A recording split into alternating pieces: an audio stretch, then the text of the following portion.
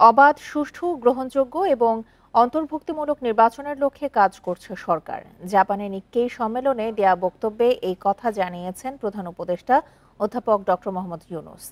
সম্মেলনে এশিয়াকে শান্তি, সহযোগিতা ও অন্তর্ভুক্তিমূলক উন্নয়নের পথ দেখানোর আহ্বান জানান তিনি।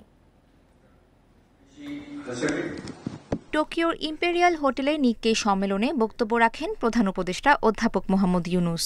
এতে বৈশ্বিক সংঘাত, জলবায়ু পরিবর্তন, অর্থনৈতিক বৈষম্য নিয়ে উদ্বেগ প্রকাশ করেন তিনি। প্রধান উপদেষ্টা বলেন, ইউক্রেন, গাজা, মিয়ানমার সহ দক্ষিণ ও দক্ষিণ পূর্ব এশিয়ায় যুদ্ধ এবং সহিংসতা শান্তিকে দূরে ঠেলে দিয়েছে। সম্প্রতি দুই প্রতিবেশী দেশের মধ্যে যুদ্ধবিরতির জন্য দেশগুলোর নেতাদের অভিনন্দন জানিয়ে দক্ষিণ এশিয়ায় স্থায়ী শান্তির প্রত্যাশা জানান তিনি। এশিয়া এবং এর বাইরের বিভিন্ন অঞ্চলে সংঘাত ছড়িয়ে পড়েছে।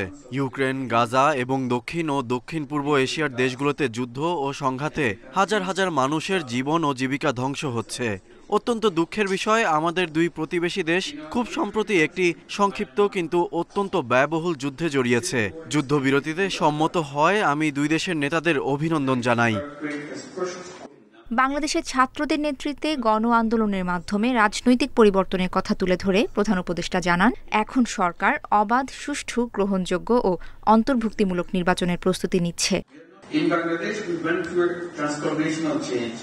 গত বছর বাংলাদেশে ছাত্র নেতৃত্বাধীন একটি গণ আন্দোলনের মাধ্যমে রাজনৈতিক পরিবর্তন এসেছে, যার ফলে আমার সরকার দায়িত্ব গ্রহণ করেছে। আমরা এখন এমন একটি নির্বাচন আয়োজনের লক্ষ্যে কাজ করছি যা অবাধ, সুষ্ঠু, গ্রহণযোগ্য এবং অন্তর্ভুক্তিমূলক হবে। অধ্যাপক ইউনূস তার 3-0 তত্ত্বের কথা তুলে ধরার পাশাপাশি সামাজিক ব্যবসা ও তরুণ উদ্যোক্তাদের পরিবর্তনের জন্য এগিয়ে আসার আহ্বান জানান। 7 দফা প্রস্তাবে সহযোগিতা, টেকসই অর্থনীতি, তরুণদের ক্ষমতায়ন ও পরিবর্তনের পথ তৈরির ওপর গুরুত্ব দেন তিনি। তাসফিয়া রহিম, ইন্ডিপেন্ডেন্ট নিউজ। নির্বাচন নিয়ে টালবাহানা চলছে, এর পেছনে ভিন্ন উদ্দেশ্য থাকতে পারে বলে মন্তব্য করেছেন বিএনপির ভারপ্রাপ্ত চেয়ারম্যান তারেক রহমান। বলেছেন, আগামী ডিসেম্বরের মধ্যে নির্বাচন দিতে হবে, এজন্য সরকারকে এখন থেকেই প্রস্তুতি নেওয়ার আহ্বান তার। তারেক রহমান আরও বলেন, যারা আইনের প্রতি শ্রদ্ধাশীল নয় তাদের কাছে সংস্কার আশা করা যায় না।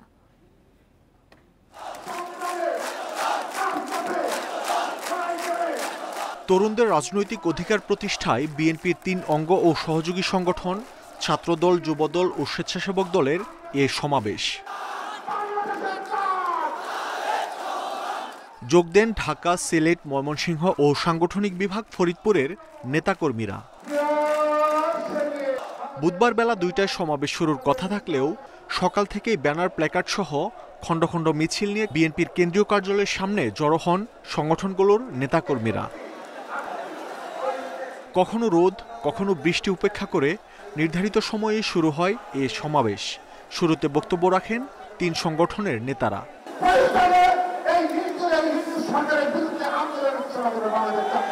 প্রধান অতিথির বক্তব্যে তারেক রহমান বলেন, বিএনপি ক্ষমতা পেলে প্রথম দিন থেকেই কর্মসংস্থান সৃষ্টি সহ জনগণের সেবায় বেশ কিছু উদ্যোগ নেবে। তাই নির্বাচিত সরকারের হাতে দ্রুত ক্ষমতা দেওয়ার আহ্বান জানান তিনি। 10 মাস পার হয়ে গেল, অন্তর্বর্তীকালীন সরকার নির্বাচনের দিনক্ষণ ঘোষণা করছে না। জাতীয় নির্বাচন অনুষ্ঠান নিয়ে মনে হয় এরই ভিতরে টালবাহানা শুরু হয়েছে বা চলছে।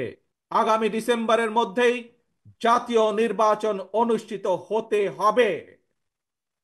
আবারও আমরা বলতে চাই, আগামী ডিসেম্বরের মধ্যেও জাতীয় নির্বাচন অনুষ্ঠিত হবে।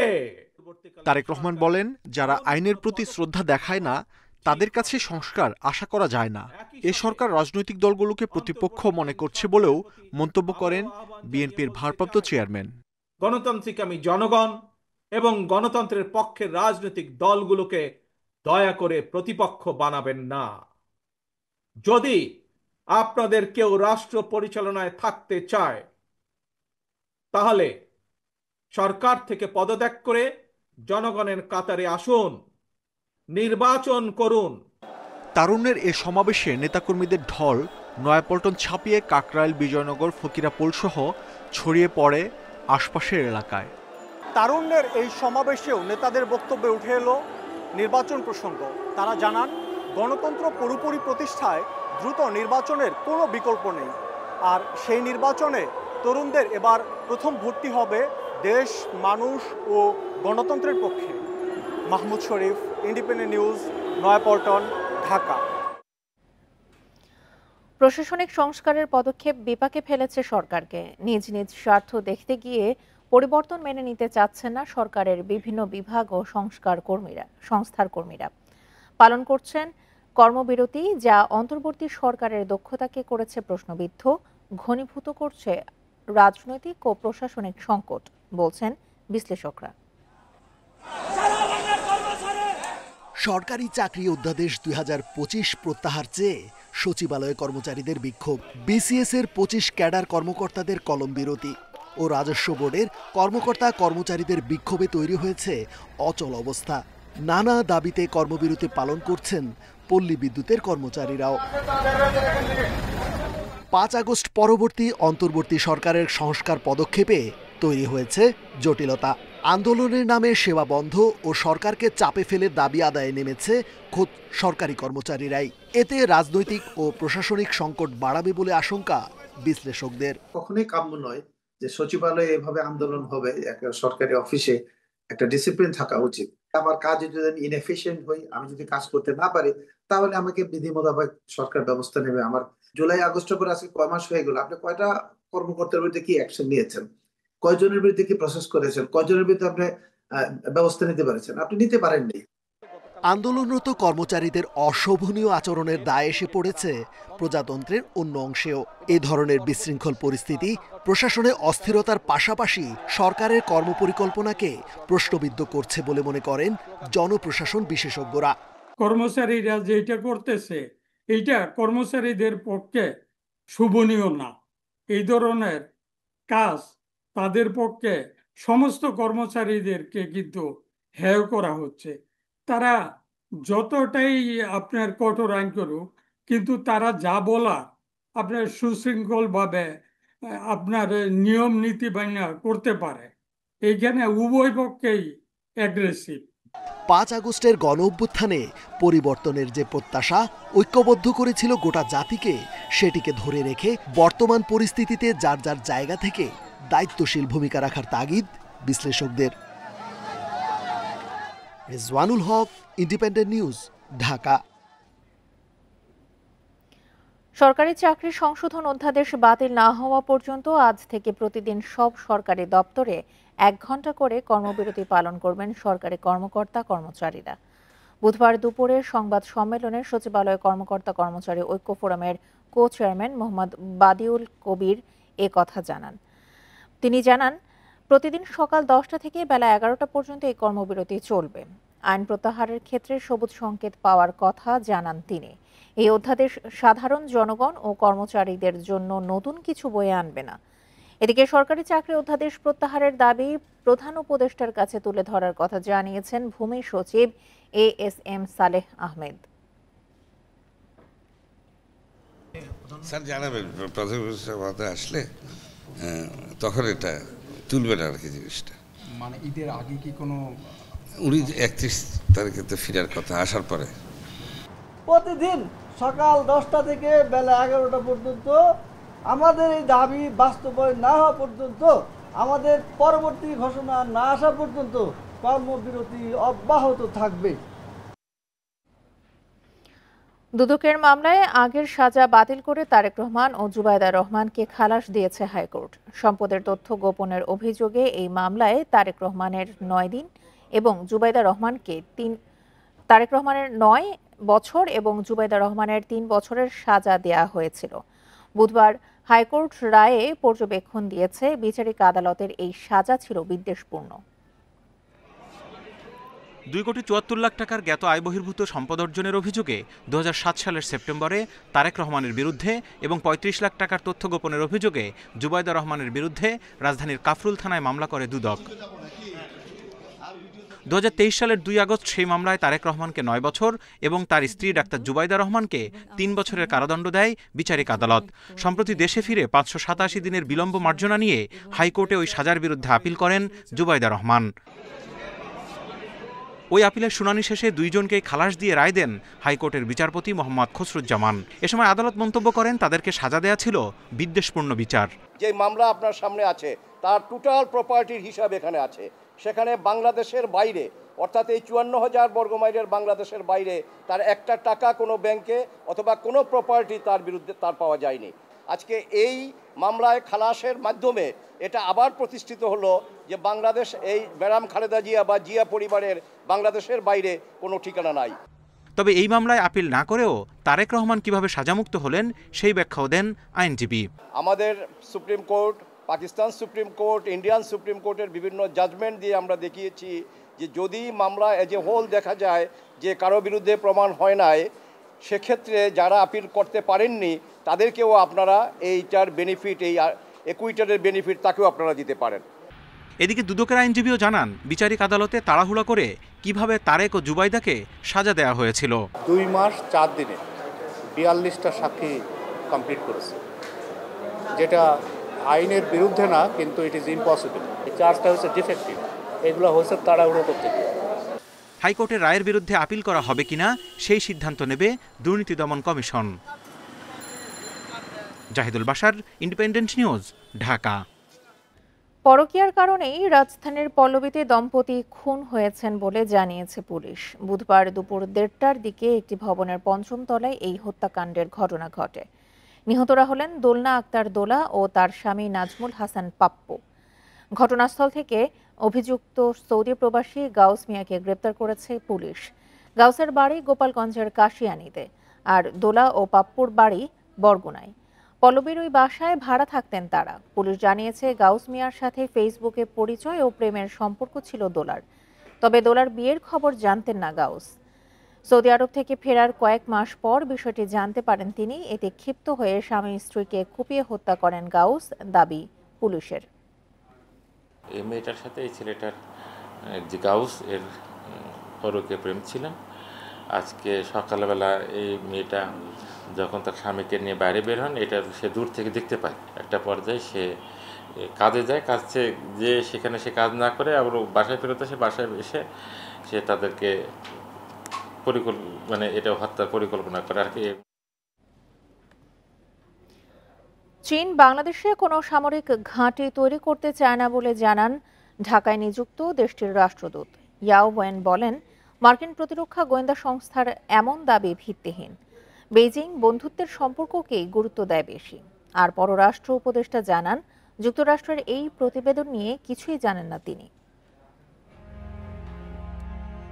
11 মে বিশ্বব্যাপী হুমকি মূল্যায়ন নিয়ে প্রতিবেদন প্রকাশ করে মার্কিন প্রতিরক্ষা গোয়েন্দা সংস্থা। এতে দাবি করা হয়, নিজেদের আধিপত্য বিস্তারে বাংলাদেশ সহ কয়েকটি দেশে সামরিক ঘাঁটি তৈরি করতে চায় চীন। উল্লেখ করা হয়, বাংলাদেশ, পাকিস্তান, মিয়ানমার, থাইল্যান্ড সহ 16টি দেশে অবকাঠামো নির্মাণ করতে চায় চীনের পিপলস লিবারেশন আর্মি। রাজধানীতে এক অনুষ্ঠানে এই প্রতিবেদন সম্পর্কে চীনের রাষ্ট্রদূতের কাছে জানতে চাওয়া হয়। তিনি বলেন, মার্কিন প্রতিবেদনটি সত্য নয়। কোন তথ্যের ভিত্তিতে এটি তৈরি করা হয়েছে তা নিয়েও প্রশ্ন তুলেন ইয়াওয়েন। প্রতিবেদনের কোনো তথ্যই সঠিক নয়। বাংলাদেশ, পাকিস্তান, মিয়ানমারের সঙ্গে আমাদের বন্ধুত্বের সম্পর্ক। এসব দেশে আমরা আমাদের কোনো সামরিক উপস্থিতি চাই না, এমন কোনো পরিকল্পনাও আমাদের নেই। যুক্তরাষ্ট্র কোন তথ্যের ভিত্তিতে এমন প্রতিবেদন করেছে তা আমার জানা নেই। এদিকে পররাষ্ট্র উপদেষ্টা জানিয়েছেন, এমন প্রতিবেদন তার নজরে আসেনি। যুক্তরাষ্ট্রের গোয়েন্দা সংস্থা একটা প্রতিবেদন দিয়েছে চীন বাংলাদেশের সামরিক। আমি এখনো দেখিনি সেটা। নাফিজাতুল্লাহ, ইন্ডিপেন্ডেন্ট নিউজ, ঢাকা। এবার আসন্ন বাজেট নিয়ে বিশেষ প্রতিবেদন।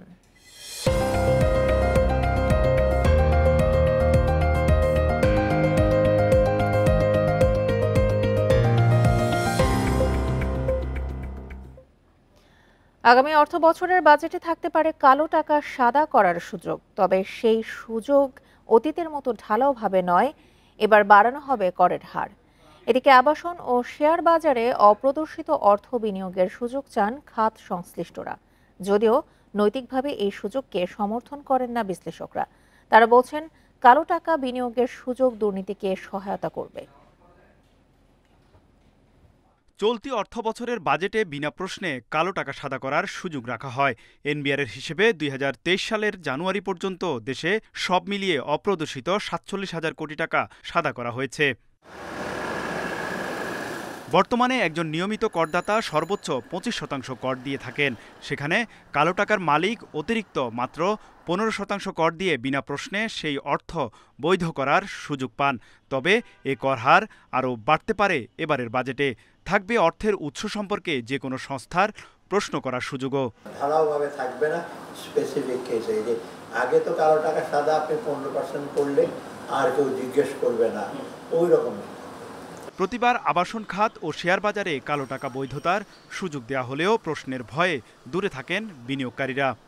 সেও যেন বুঝে যা সে যে বিনিয়োগ করবে যে আমার কোনো ভয় নাই, এটা আমার অপ্রদৃষ্ট আয় মানে হচ্ছে কোনো কালো টাকা না। তো এই জায়গাটা মানে যখন বুঝতে পারবে যে আমার কোনো অসুবিধা হবে না, তখন কিন্তু সে এখানে বিনিয়োগ করবে। লুটের টাকা, চুরির টাকা, ডাকাতির কথা, এই ধরনের মানে অবৈধ টাকা পুঁজিবাজারে আসুক সেটা আমরা চাই না। আমরা বলো অপ্রদর্শিত আয়, সেটাকে বাজেটে যদি সেখানে সে সুযোগ থাকে। বিশ্লেষকরা বলছেন কালো টাকা সাদা করার সুযোগ বৈষম্যমূলক, তাই সুযোগ না দিয়ে দুর্নীতির উৎস বন্ধের উপর জোর দিচ্ছেন তারা। একই যুক্তিতে মোটামুটি একটা সুযোগটা দেওয়া হয়, সেটা মনে রাখতে হবে এটা হচ্ছে যে অসাংবিধানিক, আমাদের সংবিধানের সাথে সাংঘর্ষিক, এটা বৈষম্যমূলক এবং এটা দুর্নীতি সহায়ক। অন্তর্বর্তীকালীন সরকারের কাছ থেকে আমাদের প্রত্যাশা থাকবে তারা একটা নতুন সংস্কৃতি সৃষ্টি করবে। পাচার রোধ এবং অর্থনীতিতে টাকার যোগান বাড়বে এমন ধারণা থেকে অতীতে বারবার কালো টাকা সাদা করার সুযোগ দেওয়া হয়েছিল। বাস্তবে অর্থনীতিতে এর অবদান সামান্য। দুর্নীতির শ্বেতপত্র প্রকাশ করা অন্তর্বর্তী সরকার আইনের মারপ্যাচে এই ব্যবস্থা বহাল রাখবেন নাকি সেটি বাদ দেবেন তা দেখতে অপেক্ষা করতে হবে বাজেট ঘোষণার দিন পর্যন্ত। তৌহিদ রানা, ইন্ডিপেন্ডেন্ট নিউজ, ঢাকা। ক্ষুদ্র ও মাঝারি শিল্প খাতে ব্যাংক আর্থিক প্রতিষ্ঠানের ঋণ বিতরণ কমেছে। সম্ভাবনাময় অনেক ছোট উদ্যোক্তা ঋণ না পেলেও বিতরণের লক্ষ্য পূরণে ব্যাংকগুলো ঝুঁকেছে মাঝারি উদ্যোক্তাদের দিকে। এসএমই ফাউন্ডেশন বলছে, বাংলাদেশ ব্যাংকের সঙ্গে সমন্বিতভাবে সমস্যা চিহ্নিত করে বৈষম্য দূর করার চেষ্টা চলছে।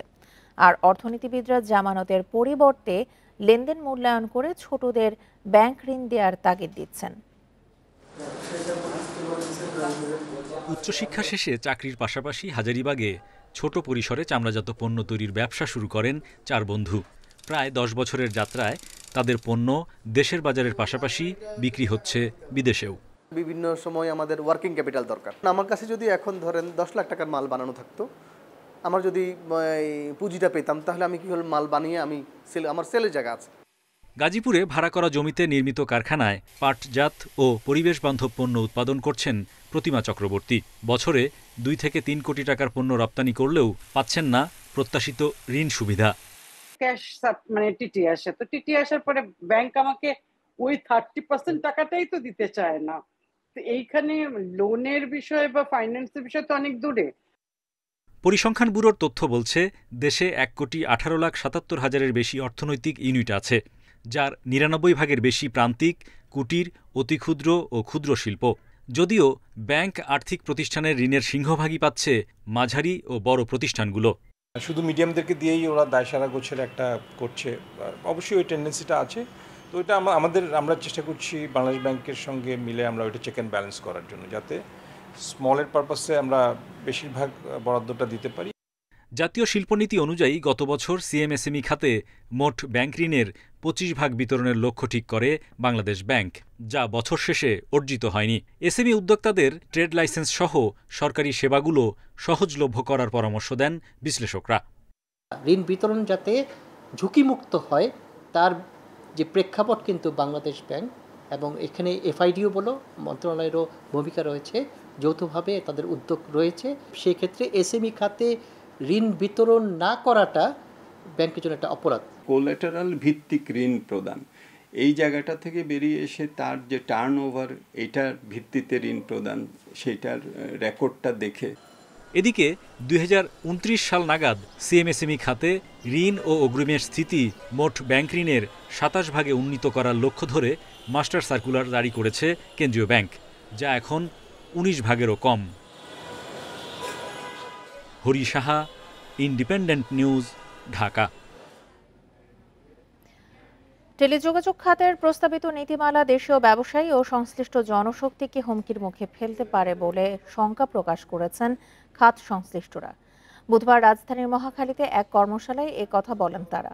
অন্যদিকে স্টারলিংককে স্থানীয় আইএসপি ব্যবসার জন্য এখনো বড় হুমকি মনে করছেন না বিশেষজ্ঞরা। টেলিযোগাযোগ নেটওয়ার্ক ও লাইসেন্সিং নীতিমালায় কোন পথে এনটিটিএন এর ভবিষ্যৎ এ নিয়ে কর্মশালার আয়োজন করে টেলিকম সাংবাদিকদের সংগঠন টিআরএনবি। যোগ দেন প্রযুক্তি বিশেষজ্ঞ ও সংশ্লিষ্টরা। বক্তারা বলেন, নতুন নীতিমালার খসড়ায় প্রাধান্য পেয়েছে বিদেশি কোম্পানির স্বার্থ। বেশ কিছু লাইসেন্স বাতিলের মাধ্যমে বিদ্যমান ইকোসিস্টেম ভেঙে নতুন কিছু তৈরির কথা বলা হয়েছে। এতে অনেক ইন্টারনেট সংশ্লিষ্ট ব্যবসায়ী হুমকির মুখে পড়বেন, বাড়তে পারে বেকারত্ব। 700 কোটি টাকার উপরে ইনভেস্টমেন্ট হয়েছে এত বছরে এক একটা। তো আপনি যদি এখন 300 ইন্ডাস্ট্রি সবাই একই সময় না হলেও কম বেশি গড়বড়তা এটাকে ধরে নিয়ে হিসাব করেন, একটা আইএসপি ইন্ডাস্ট্রির কথাই আপনি চিন্তা করেন। সংশ্লিষ্টদের অভিযোগ, মোবাইল অপারেটরদের স্বার্থকে বেশি প্রাধান্য দিয়ে এই নীতিমালা তৈরি করা হয়েছে। এনটিটিএন অবকাঠামোর বিদ্যমান প্রতিবন্ধকতা সমূহ সমাধানের কোনো উদ্যোগ না নিয়েই ঢালাওভাবে এনটিটিএন লাইসেন্সিদের স্বার্থবিরোধী বিভিন্ন নির্দেশাবলী প্রদানের মাধ্যমে এনটিটিএন লাইসেন্সিকে গলা টিপে ধরার প্রয়োজনীয় প্রস্তুতি সম্পন্ন করেছে। একটা সুদীর্ঘ সময় পরে যাতে আমাদের দেশীয় উদ্যোক্তারা এবং সরকার চাইলে সে নিজেও এই সেবার একটা বড় অংশ যাতে তারা দখল করতে পারে, নিয়ন্ত্রণ করতে পারে, যাতে আসলে আমাদের বিদেশি নির্ভরশীলতা কমে। এদিকে বিশেষজ্ঞদের মতে খরচ বেশি হওয়ায় স্টারলিংক দেশের ইন্টারনেট ব্যবসায় বড় প্রতিদ্বন্দ্বী হওয়ার সুযোগ নেই।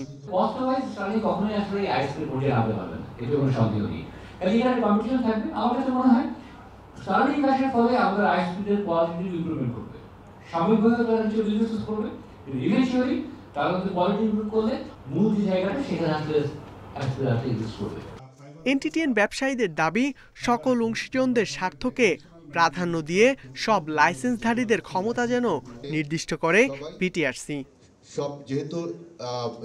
ইকরামুল কবির, ইন্ডিপেন্ডেন্ট নিউজ, ঢাকা।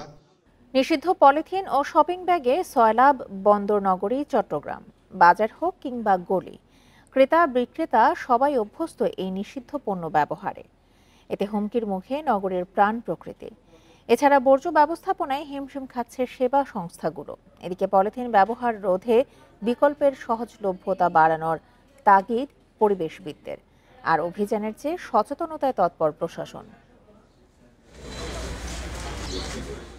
নিষিদ্ধ হলেও থেমে নেই পলিথিন ব্যাগের ব্যবহার। চট্টগ্রামের হাটবাজারে পণ্য কেনা বেচায় ব্যবহার হচ্ছে অবাধে। বিক্রেতাদের দাবি, ক্রেতাদের চাহিদায় দিতে হচ্ছে পলিথিনের ব্যাগ। এছাড়া সহজ বিকল্প না থাকায় কমছে না ব্যবহার। এখন কিছু নিয়ে আসে, খালি হাতে নিয়ে আসে, 250 গ্রাম দিয়ে একটা পলি ব্যাগ দাও, এখান থেকে 250 গ্রাম একটা পলি ব্যাগ মানে দিতে হবে, পলি না দিলে এখন অফিস থেকে বাইর হয়েছি, এখন তো এই মুহূর্তে বাসায় যে ব্যাগ নিয়ে আসা সম্ভব না। সেই ক্ষেত্রে এখন আমার নিশ্চয় পলিটা নিতে হবে। গবেষণা বলছে, নগরীতে প্রতিদিন প্রায় 3000 টন বর্জ্য উৎপন্ন হয়। এর মধ্যে 41টি ওয়ার্ডে বছরে উৎপাদিত বর্জ্যের মধ্যে 2,57,000 টনই পলিথিন। অপচনশীল এ বর্জ্য ব্যবস্থাপনা করতে গিয়ে হিমশিম খাচ্ছে সিটি কর্পোরেশন। যে খালগুলো আমি কাটতেছি, উপরে সবই প্লাস্টিক, বিভিন্ন ধরনের বর্জ্য, এগুলো পরিষ্কার করতেছি, 2 দিন পরে ঠিক আবার নিচের থেকে সেই প্লাস্টিক উঠে আসতেছে। তো এটা দেখা যায় যে খালটা হয়তো কোনো পরিষ্কারই করা হয় না। বছরের শুরুতে প্রশাসন ও সিটি কর্পোরেশনের অভিযান চললেও বর্তমানে তা স্থবির অবস্থায়। কর্তৃপক্ষ বলছে, সচেতনতাকে গুরুত্ব দিয়ে বাড়ানো হবে অভিযান। আসলে সাধারণ জনগণকে যতদিন পর্যন্ত সচেতন না হবে, তো মাইন্ডসেট চেঞ্জ করতে হবে। রাষ্ট্র একা দায়িত্ব নেবে তা না, পাশাপাশি যারা জেনারেল পিপল আছে তাদেরকেও সচেতন হতে হবে। নগরবাসীর সচেতনতা আর সহজ বিকল্প ছাড়া এই দূষণ থেকে মুক্তি মিলবে না, বলছেন পরিবেশবিদরা। এই বিকল্প পণ্যটা সহনীয় দামের মধ্যে যত দ্রুত বাজারে আনা যাবে, যত বেশি পরিমাণে বাজারে আনা যাবে, তত মঙ্গল হবে। সেটা পাটজাত হোক, অথবা ধানের খড়জাত হোক, অথবা আখের চোবড়া থেকে হোক, অথবা কলা গাছের চোবড়া থেকে হোক। পলিথিন ও প্লাস্টিক বর্জ্য নালা নর্দমা, খাল এবং জলাশয়ে জলাবদ্ধতা সৃষ্টির জন্য দায়ী। পাশাপাশি দূষিত হচ্ছে কর্ণফুলী নদী। Abdullah Rakib, Independent News, Chittagong. কোরবানির ঈদ ঘিরে জমে উঠেছে পঞ্চগড়ের ঐতিহ্যবাহী নগর কুমারী হাট। দেশের বিভিন্ন জেলার ব্যাপারীরা হাট থেকে গরু কিনে নিয়ে যাচ্ছেন। প্রতি হাটে বেচা কেনা হচ্ছে 5 থেকে 7 কোটি টাকার। এদিকে চাঁদপুরে 4000 খামারের কাছে কোরবানির জন্য প্রস্তুত আছে 62,000 গবাদি পশু। চাহিদার তুলনায় 14,000 পশু কম থাকলেও মৌসুমী ব্যবসায়ীরা অন্য জেলা থেকে এই চাহিদা পূরণ করবেন বলছে প্রাণী সম্পদ অধিদপ্তর। পঞ্চগড়ের বিভিন্ন পশুর হাটের মধ্যে বোদা উপজেলার নগরকুমারী হাটটি সবচেয়ে বড়। স্থানীয়রা ছাড়াও পাশের ঠাকুরগাঁও নীলফামারী থেকে ক্রেতা বিক্রেতারা আসেন এই হাটে। বড় আকারের কোরবানির গরু তোলেন স্থানীয় খামারিরা। ঢাকা, কুমিল্লা, চাঁদপুর সহ বিভিন্ন জেলার ব্যাপারীরাও এই হাট থেকে গরু কিনে নিয়ে স্থানীয় হাটে বিক্রি করেন। প্রতি হাটবারই বিক্রি হয় 5 থেকে 7 কোটি টাকার পশু। এই ডিস্ট্রিক্টের মধ্যে সবচেয়ে বড় হাট এটা। এখানে ভালো বেচা কিনা হয়, পশু ও গরুর বাইর হয়। পাইকার এখানে ভালোই আছে। বলকালগি থেকে আসছি, এখান থেকে বোদা বাজার থেকে নিয়ে চট্টগ্রাম বিক্রি করবো এগুলা। এখান থেকে আজকে 5টা গরু কিনলাম। কোরবানি উপলক্ষে চাঁদপুরে গবাদি পশু বিক্রির জন্য 2 শতাধিক স্থান ইজারা দিয়েছে প্রশাসন। বিভিন্ন হাটে শুরু হয়েছে গবাদি পশু বেচাকেনা। খামারিরা জানান, মান ধরে রাখতে কাঁচা ঘাস, খড়, ভুট্টা সহ বিভিন্ন দানাদার খাবার দেওয়া হচ্ছে গরুকে। তবে শেষ মুহূর্তে বাজারে ভারতীয় গরু এলে আর্থিক ক্ষতির শঙ্কায় তারা। ইন্ডিয়ান গরু নাইলে আমার সামনে ব্যবসা হবে, ইন্ডিয়ান গরু বাড়াইলে আমার ব্যবসা ধ্বংস হয়ে যেতেছে। 90% ঘাস খাওয়ায়, বাকি 10% যে দানাদার খাওয়ায় সেটা আমি নিজস্ব ভাবে ভাঙাই নিয়ে আসি। প্রাণী সম্পদ মন্ত্রণালয়ের তথ্য বলছে, জেলায় 76,000 পশুর চাহিদার বিপরীতে বিভিন্ন খামারে আছে 62,000। তবে মৌসুমী ব্যবসায়ীরা অন্য জেলা থেকে এই চাহিদা পূরণ করায় সংকট হবে না বলছেন কর্মকর্তা। আমাদের প্রায় 14,000 একটা ঘাটতি আছে। তো এই ঘাটতিটা আমাদের আসলে থাকবে না। আমাদের এখানে প্রায় প্রতিটা প্রায় 500 জনের মতো খণ্ডকালীন ব্যবসায়ী আছে। আমাদের দেখা গেল যে এখানে 1 লাখের উপরেও কোরবান হতে পারে। এই যে শর্টেজটা মিনিমাইজ হয়ে যায় কোরবানির কয়েক সপ্তাহ আগে। কোরবানির পশুর হাটগুলোতে গবাদি পশুর স্বাস্থ্য সুরক্ষায় থাকছে বিশেষ টিম, আর আর্থিক লেনদেন ও ক্রেতা নিরাপত্তায় রয়েছে পুলিশের টহল। রেশমি নন্দী, ইন্ডিপেন্ডেন্ট নিউজ।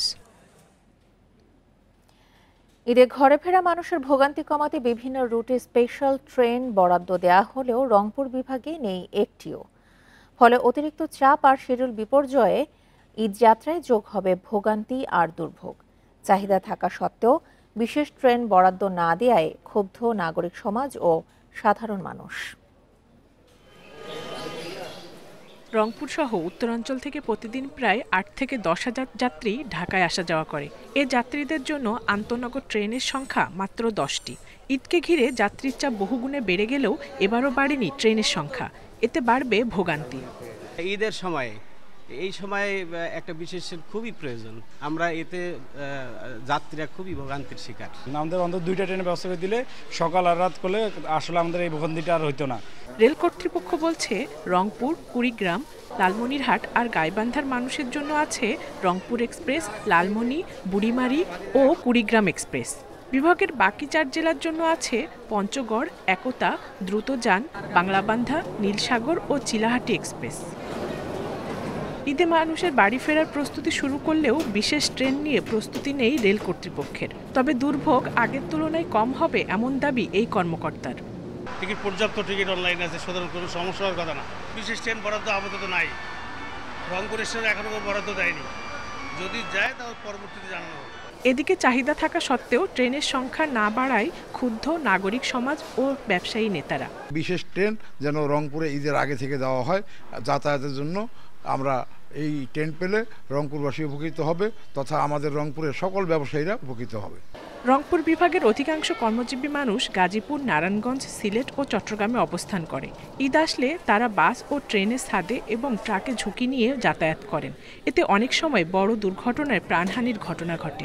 তবে চাহিদা অনুযায়ী ট্রেন সার্ভিস থাকলে এই যাত্রা অনেক নিরাপদ হতো বলে মনে করেন এলাকাবাসী। Independent news. নেত্রকোনার হাওর বেষ্টিত বারবড়ি গ্রামে চলমান হামলা সহিংসতায় আতঙ্কে গ্রামবাসী।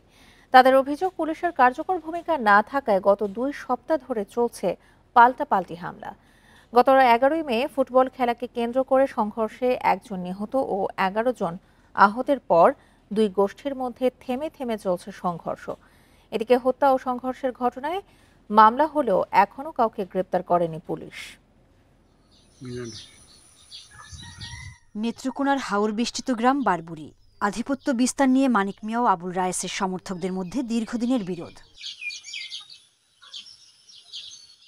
গত 11 মে ফুটবল খেলাকে কেন্দ্র করে দুপক্ষের সংঘর্ষে 12 জন আহত হন। এদের মধ্যে আবুল রায়েসের সমর্থক লাহুত মিয়া 14 মে চিকিৎসাধীন অবস্থায় মারা যান। মৃত্যুর ঘটনায় গ্রামটিতে শুরু হয় হামলা, ভাঙচুর ও লুটপাট। ওরা মোটা নিয়ে একটা ঝামেলা হয়েছিল। পরবর্তীতে ওরা যে লোকটারা মারা গেছে, নিরীহ লোকটা, পরে ওরা যে মাহবুর আছে আর রফিকুল ছাড়া দৌড়ে রাখছে আর মানিকায় পিছন দিয়ে বলম দিয়া গাও দিছে। আমার দাবি, আমার বাবার হত্যা বিচার চাই, ফাঁসি চাই। মানিক মিয়া, রফিকুল, মাহবুর আর জামাল মিয়া 4 জনের ফাঁসি চাই। মানিক মিয়ার সমর্থকদের অভিযোগ, প্রতিপক্ষের লোকজন তাদের 30টি ঘরবাড়িতে ভাঙচুর ও লুটপাট চালায়, এমনকি চালের টিনও খুলে নেয়। থেমে থেমে এখনো চলছে হামলার ঘটনা। আমরা তো বয়ে রয়েছি সারাতে নিচে লুটপাট করিয়া বাঙ্গিয়া রুঙ্গিয়া, তো 8 দিন ধরে বাংতাছে নিতাছে। এসব ঘটনায় থানায় পাল্টাপাল্টি 2টি মামলা দায়ের করা হয়েছে, তবে এখনো গ্রেপ্তার হয়নি কেউ। এ অবস্থায় নিরাপত্তাহীনতায় গ্রামবাসী। এদিকে আসামিদের গ্রেপ্তারে অভিযানের কথা জানিয়েছে পুলিশ। যে পুলিশ যখন এখান থেকে চলে আসে তখন কিন্তু লুটপাটের ঘটনাগুলো ঘটছে। আমরা যারাই লুটপাটগুলো ঘটাচ্ছে বা করছে, ইভেন এই যে মার্ডার মামলা হয়েছে, অপর পক্ষে যারা বাদীপক্ষে যারা আসামি দিয়েছে, প্রত্যেকে ধরার জন্য আমরা আপনার চেষ্টা করে যাচ্ছি। সংঘর্ষে জড়িতদের গ্রেপ্তার করে শাস্তি নিশ্চিত এবং এলাকায় নিরাপত্তার দাবি গ্রামবাসীর। Independent news. এ ছিল এখনকার সংবাদে। এছাড়া ইন্ডিপেন্ডেন্ট টেলিভিশনের সব খবর আরও বিস্তারিত জানতে চোখ রাখুন ফেসবুক, ইউটিউব এবং এক্সে। ধন্যবাদ সবাইকে।